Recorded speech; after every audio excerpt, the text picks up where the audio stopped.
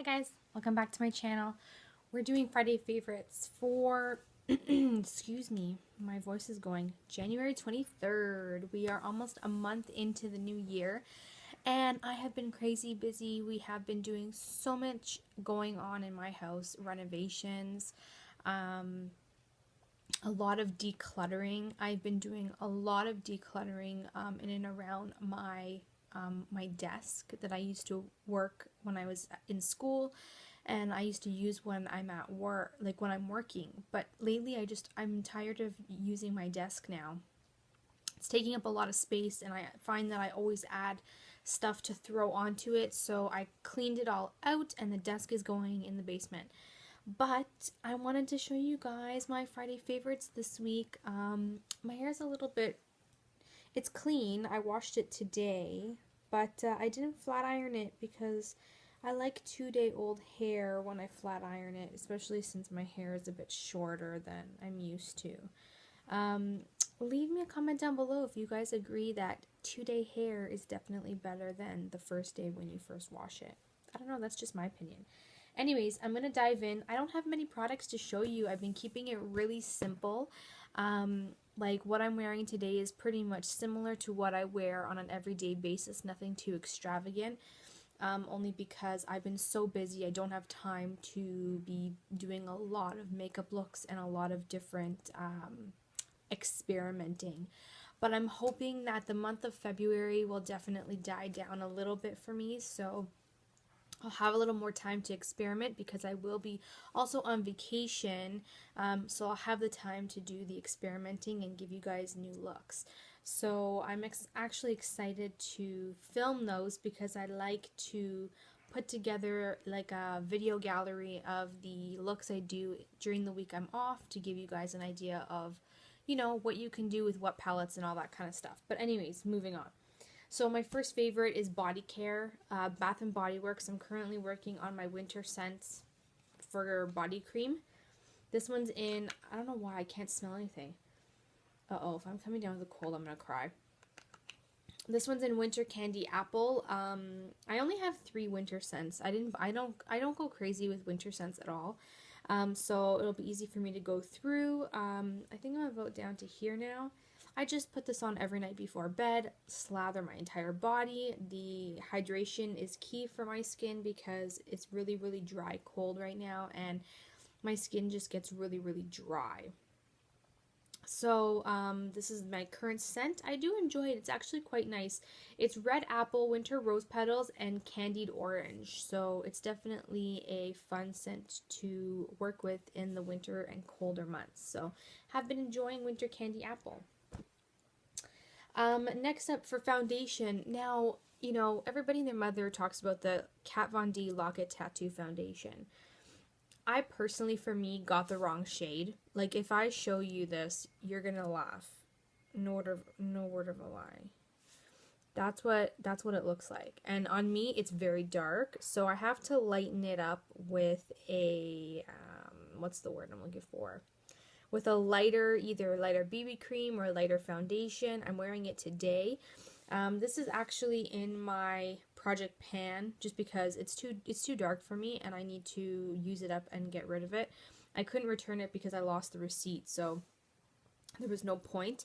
But as you can see, it is quite dark, but it is very mattifying. It's very full coverage and it doesn't transfer, which is what I like about it. It's 24-hour wear, transfer resistant, and a matte finish, and oil free, fragrance free, which is true. It doesn't really smell like much either. It's very, very matte though, so if you have really dry skin, be really careful when you use this because it'll definitely cling to your patches on its own. So that's why I like to pair it up with a BB cream or a more dewier foundation or CC cream kind of thing, just so that it balances out in the moisture area. You'll get your matte, like if you look at my face, it's still matte, but the BB cream kind of gives it a little bit more of a luminous look to it so you don't look completely caked out, if you guys know what I'm talking about. This is more of a red tone. What shade is this? M64. This is more on the reddish tone. I think that if I ever repurchase this again, I will definitely stay away from the redder tones and go more to the yellow. Um, I find that when I did pick this shade out at Sephora, their lighting in there was horrible. And at the time, it looked like it did match me, but when I brought it home and I tried it like weeks later, I didn't even use it right away. Um, it was totally off. Like, color was completely off.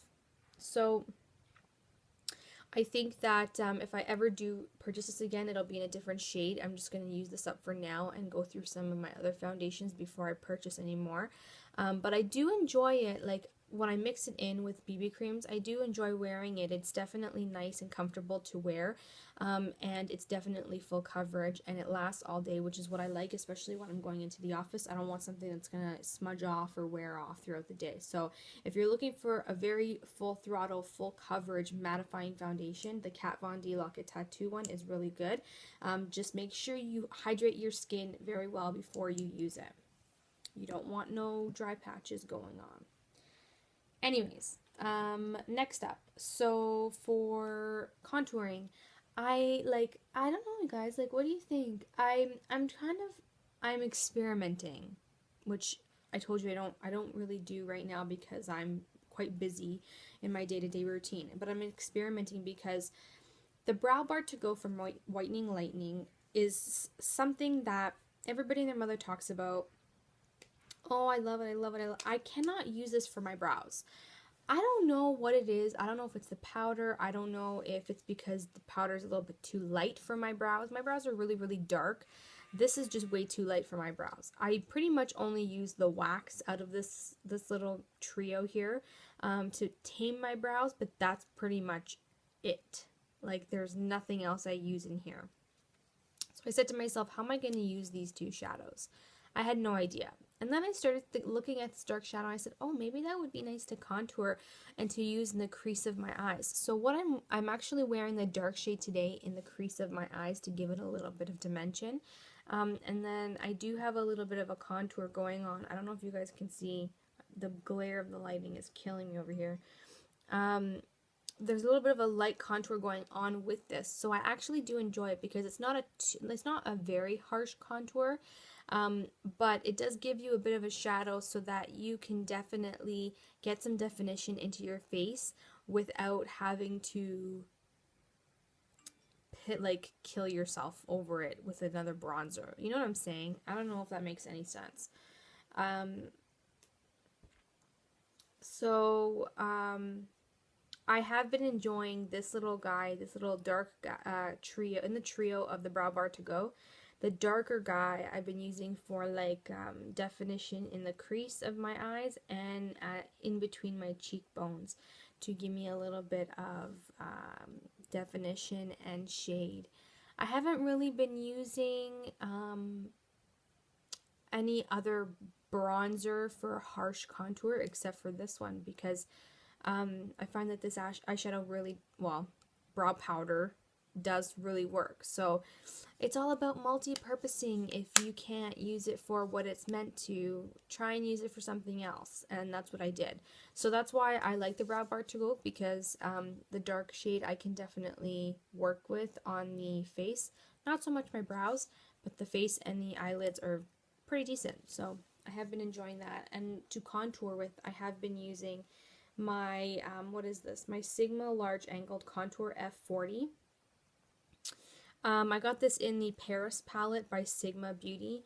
I just love it because it's angled. You can get into to do a soft contour and not worry about it being really harsh. It diffuses it quite a bit, so you actually not having to work too hard when you're using this. So that has been also a favorite. And then my last favorite is my very first MAC lipstick, I would say, probably about a couple years ago. This is the MAC's Hue. As you can see, I'm almost there. I'm almost finished it.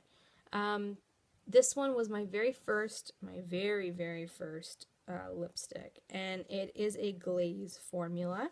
So that's what it looks like. I'm wearing it today on top of a nude liner just to kind of mute out my lips a bit. And I've always loved this lipstick. This was my first one. It was the first lipstick I ever owned that first of all, it's the first lipstick I ever owned ever, to be honest.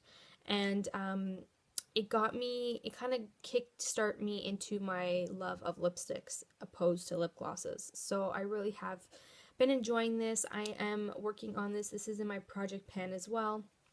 I've had it for a while, and before it goes bad, I'd like to use it up since I'm already halfway there, might as well. And it's one of those lipsticks that you can